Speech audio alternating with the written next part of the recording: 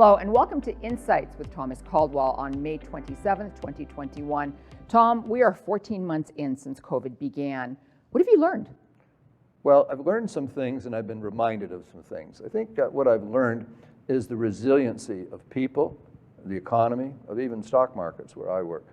They've been able to soldier on through this period of time. However, we are past the outer limits of what is tolerable.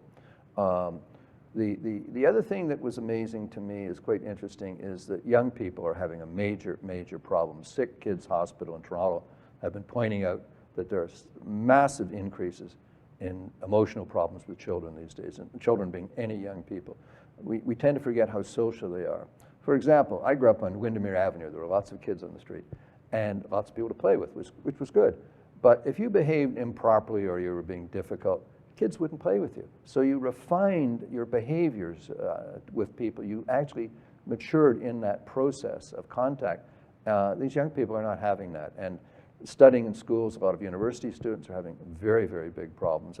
And indeed, there have been even suicides in this exercise. So that's the thing that was quite surprising. The need, we always talk about we need to be social. We are social beings, but you're starting to see the real impact of that. Somebody once said, we're sacrificing the young people for the old people these days. The thing that was the reminder was governments. The governments can be mediocre to poor in average times. You're not going to notice. The world will roll on. They're not the center. They're not the star of the show, although they do try to be. But the caliber of government is terribly important in crisis periods, whether it be wars, famine, pestilence, or what we're going through now. And you know, the responses have been, generally speaking, subpar. Now, it's easy to criticize because this was a whole new game, but sooner or later they've got to recognize that we're at a different stage and they've got to take a different approach.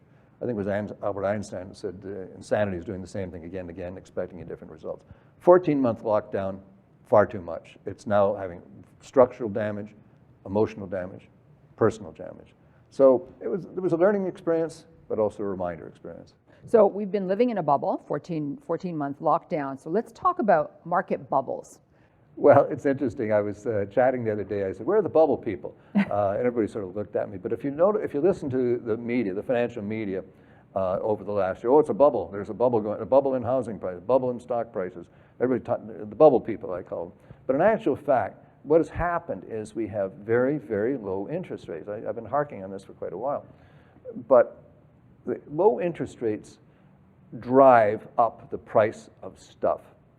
People are worried about governments in terms of the responsibility, the debts they're accumulating, trying to get through this COVID period of time.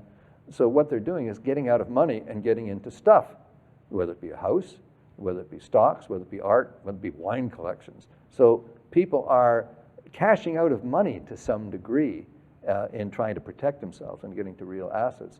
And of course, with interest rates very low, you can buy a house with $1 million mortgage, which won't cost you much more than renting a nice apartment. So that, in fact, is driving housing prices to some degree. Interest rates are the key. But remember, bubbles, fine, you can have bubbles short term, but it's a trend. Markets trade in trends, and the trends go on generally a lot longer than we think they're going to. We in the investment industry, we push everything to its illogical conclusion. So I think low interest rates, the trend is still there. There's an old trader's adage, trade the trend, go with the trend. Don't try to go against the trend, and don't try to pick a turning point of the trend. Just trade the trend. It's still there. The thing you have to watch is interest rates, inflation, whether that's going to cap that. Thank you so much, Tom. Thank you. And thank you all for watching. Bye for now.